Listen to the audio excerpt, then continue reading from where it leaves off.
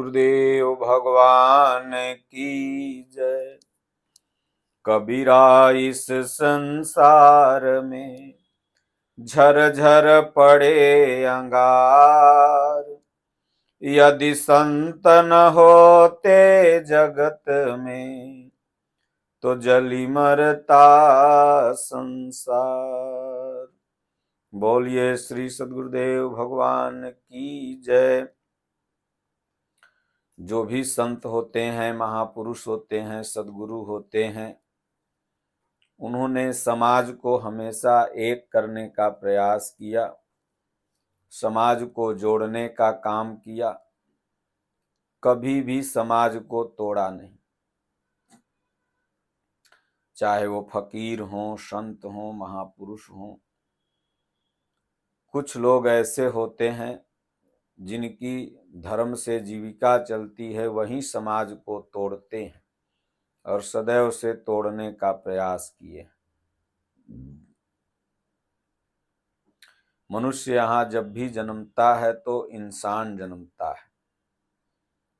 जातियां, संप्रदाय, कुल, गोत्र उसे यहाँ पर मिलते हैं और फिर जब आत्मा यहाँ से जाती है तो जातियां, कुल, गोत्र, संप्रदाय यहीं पर छूट जाता है। यहीं पर मिला और यहीं पर छूट गया। उसके लिए जो लड़े, उसके लिए जो आपसी प्रेम में खटपट करे, उससे बड़ा बेवकूफ इस धरती पर कोई नहीं होगा। इस बात को महापुरुषों ने समझाया और पुण्यात्माओं ने समझा भी, और पुण्यात्माएं उस पर चली भी और उनका बेड़ा पार हो गया।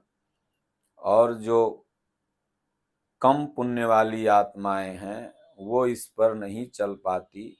वो इन माया के प्रपंचों में फंस करके, क्योंकि यह माया के द्वारा एक फेंका गया फंदा है जिसमें जीव उलझ जाता है और इसी राग द्वेष में समय नष्ट हो जाता है।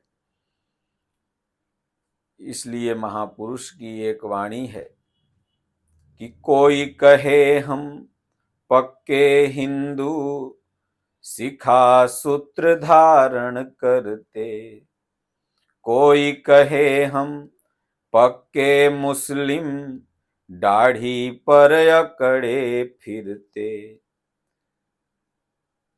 कोई कहे हम पक्के हिंदू, सिखा सूत्र धारण करते। कोई कहे हम पक्के मुस्लिम, दाढ़ी पे अकड़े फिरते। पर न मिला दीदार, कुछ कर गए यहाँ लड़ते लड़ते। पर न मिला दीदार, कुछ कर गए यहाँ लड़ते लड़ते। सद्गुरु की जब कृपा हुई तो दिखा दिया पल भर में, जिसे चार वेद वर्णन करते।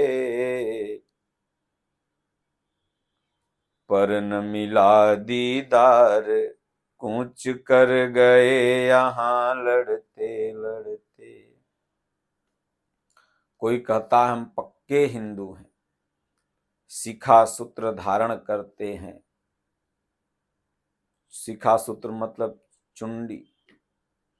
आप जिस संप्रदाय में, जिस धर्म में, धर्म तो ऐसे एक है, लेकिन अगर आप जन्मे हैं उस पर गर्व करना है। लेकिन गर्व करना है, लड़ना नहीं है कि उसके चलते आप लड़ने लगो।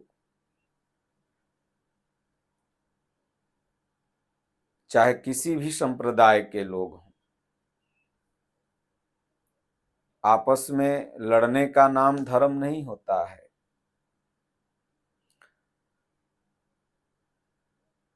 बल्कि प्रेम का नाम धर्म है, धारण करने का नाम धर्म है।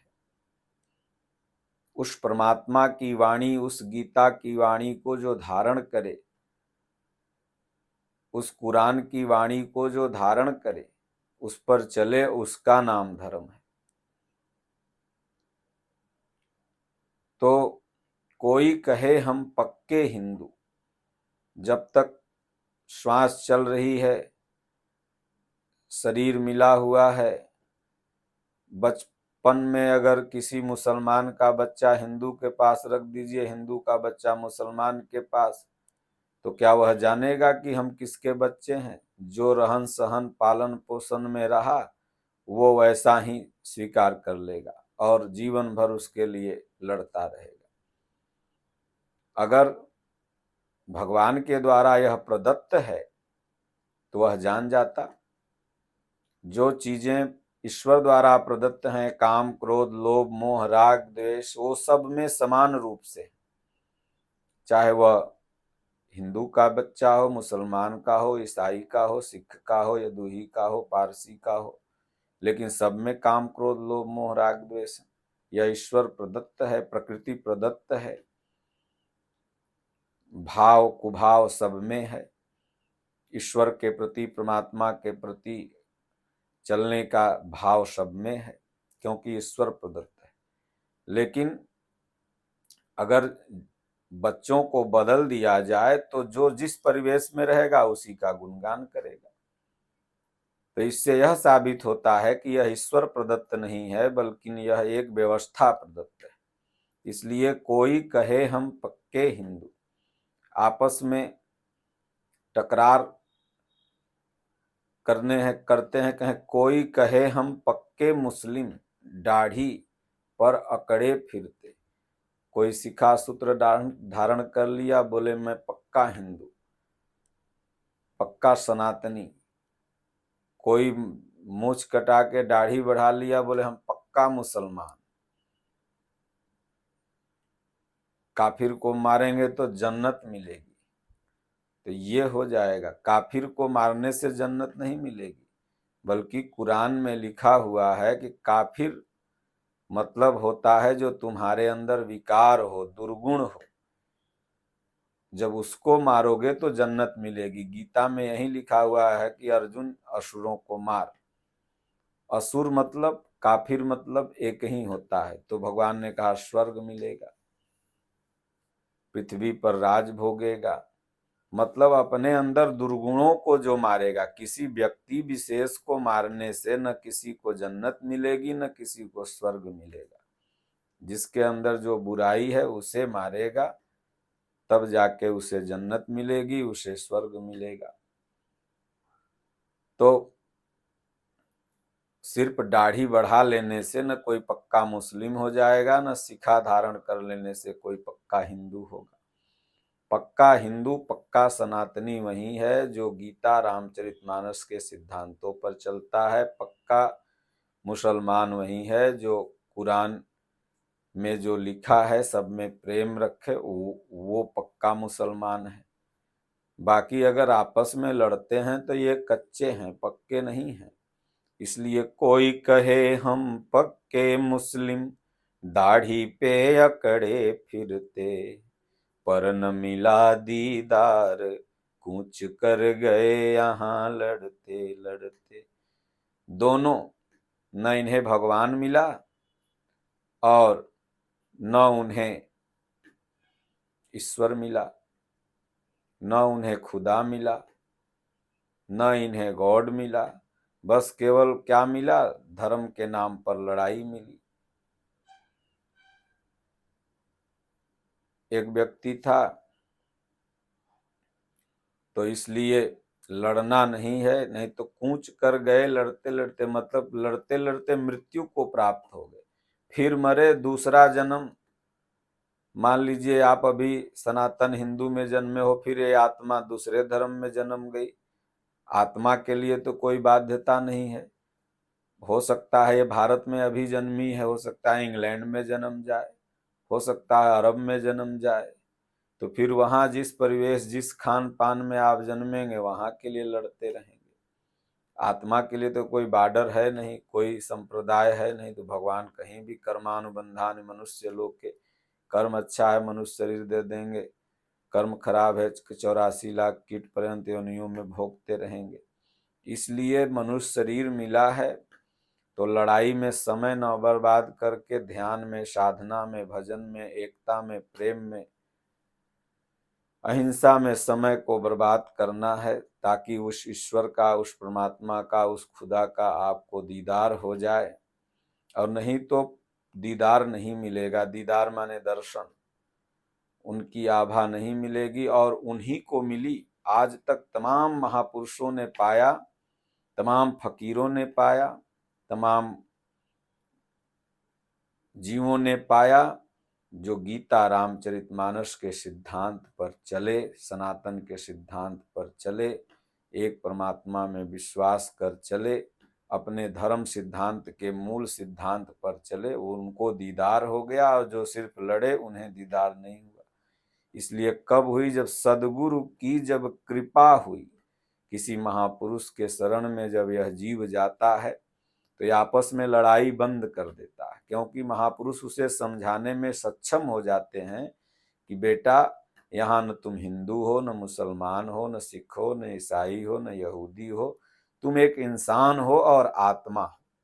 ये सदगुरु महापुरुष उसको समझाने में सक्षम हो जाते हैं। तुम आत्मा हो, तुम परमात्मा के अंश हो और तुम यहाँ भजन करने आए हो।